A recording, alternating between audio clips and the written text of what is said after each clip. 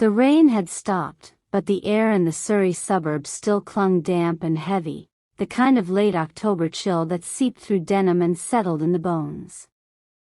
Maple leaves, slick and amber, carpeted the pavements of Willow Grove, a street of semi-detached homes with bay windows, neatly trimmed private hedges, and the occasional electric car charging in a driveway. Next to number 14, a young woman stood in her back garden, phone pressed to her ear, pacing in tight, agitated circles. She was 20, with dyed chestnut hair pulled into a messy bun, silver hoops glinting in her ears. Her outfit spoke of urban rebellion: black ripped jeans, scuffed black Doc Martens, and an oversized band t-shirt, faded black with peeling white lettering that read asterisk, not your problem. A silver chain hung loosely around her neck, catching the weak afternoon light. Inside the house behind her, the muffled sound of a kettle whistled, her mother, likely preparing tea, unaware of the storm brewing outside. But the real storm was internal.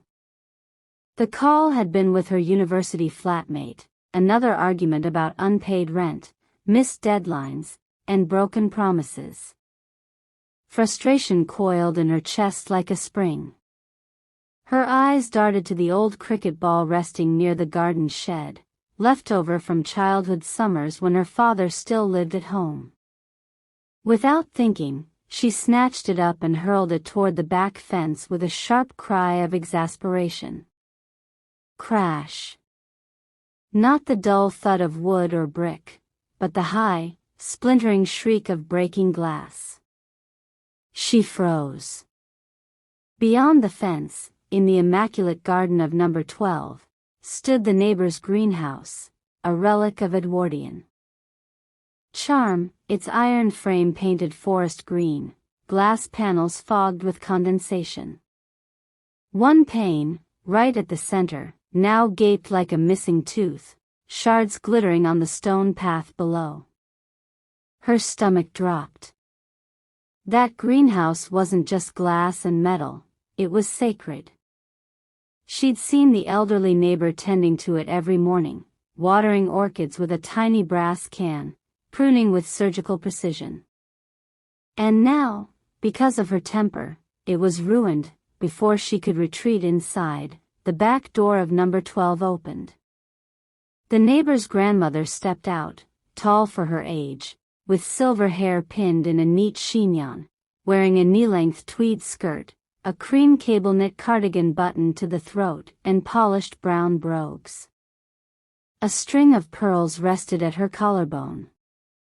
Her face was lined but sharp, eyes like flint behind wire-rimmed spectacles. She didn't shout. She didn't even look angry. But her silence was worse. "You'll come over," she said, voice low and steady, like a judge delivering a verdict. The young woman hesitated. I didn't mean to come now." Heart pounding, she unlatched the side gate and stepped into the neighbor's garden. The air smelled of wet earth and lavender. Every plant was in its place, even the bird feeders hung at precise intervals. Inside the sunroom, a glass-walled extension filled with wicker furniture and framed photographs of black and white weddings, the grandmother turned to face her. "That greenhouse was built by my husband in 1963. Every orchid in there was grown from a cutting he brought back from Kew." "I'll pay for it," the young woman blurted. "I'll get it fixed. Money doesn't restore carelessness," the grandmother interrupted. She walked to a side table and picked up a wooden hairbrush, dark walnut, worn smooth from decades of use.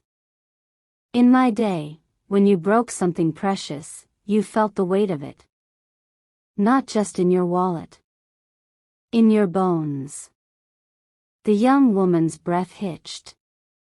"You can't be serious." "I'm 20. And I'm 78, the grandmother replied evenly. But respect doesn't retire with age. She gestured to a high-backed armchair upholstered in faded floral chintz. Bend over. The young woman stood rooted, disbelief warring with shame. This wasn't how things worked anymore, not in 2025, not in Britain, not for someone her age. But something in the grandmother's gaze, unyielding, yet not cruel, made her move. Slowly, she stepped forward and bent over the arm of the chair, her band t-shirt riding up slightly, her ripped jeans offering no dignity. She gripped the velvet cushion beneath her, knuckles white. The first stroke landed with a sharp thwack, not brutal, but firm, deliberate. She gasped, more from shock than pain. Each stroke, the grandmother said calmly, is for a life you didn't consider. For the years of tending. For the memory you shattered. Thwack, she bit her lip. Tears pricked her eyes, not from the sting, but from the humiliation of being reduced to this, a child again, accountable in the oldest way possible. Thwack, her modern clothes felt absurd now, her rebellion, her slogans, her careless anger, all meaningless against the quiet authority of this woman who remembered a Britain where actions had immediate, physical consequences. Thwack, she didn't cry out. But her shoulders trembled. When it was over, the grandmother set the brush down without a word. She walked to a cupboard and returned with a dustpan and a stiff bristled hand brush. Now, she said, you'll help me clean what you broke. Still flushed, the young woman followed her outside. The greenhouse loomed, its broken pane like an open wound. Inside, shards of glass glittered among overturned terracotta pots and trampled soil. A rare phalaenopsis orchid lay uprooted, its delicate white petals bruised. Kneeling on the cold stone floor, the young woman began sweeping carefully, her movements slow and reverent. The grandmother worked beside her, gently lifting the orchid, brushing soil from its roots with feather-light fingers. You think discipline is about pain, the grandmother said after a long silence. It's not. It's about making you see, the young woman looked up. I didn't think. I didn't realize it meant so much. It means everything, the grandmother replied softly. Because it's all I have left of him. Something cracked inside the young woman, not glass, but pride. She nodded, eyes wet. I'll fix it. Properly. Not just the glass, the plants too.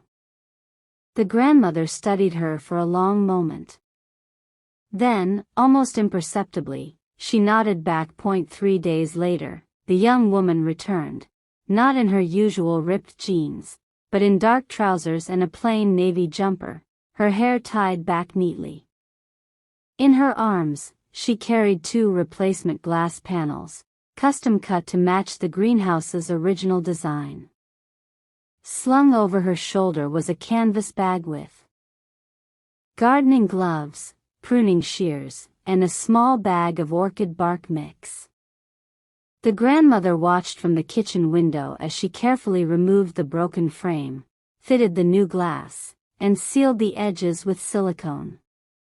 She worked slowly, methodically, no music, no phone, just focus. By afternoon, the greenhouse was whole again. Sunlight streamed through the clean panes, catching droplets on the leaves of rescued orchids. The young woman knelt beside the grandmother, learning how to mist the roots, how to spot rot, how to rotate the pots for even light. No apologies were spoken. None were needed. As dusk settled over Willow Grove, the two sat on the garden bench with mugs of Earl Grey. Steam curled into the cool air. The young woman's Doc Martens were scuffed with soil now, not rebellion. Inside the greenhouse, the orchids stood tall, fragile, yes, but resilient. Like the understanding that had grown between them, not of equals, but of two generations finding common ground in a world that often forgot the value of consequence, care, and quiet repair. And in that moment, modern Britain felt a little less fractured, stitched back together, one pane of glass, one honest stroke, one shared silence at a time. Let me know if you'd like this adapted into a visual script with shot descriptions, lighting notes, or costume details for filming.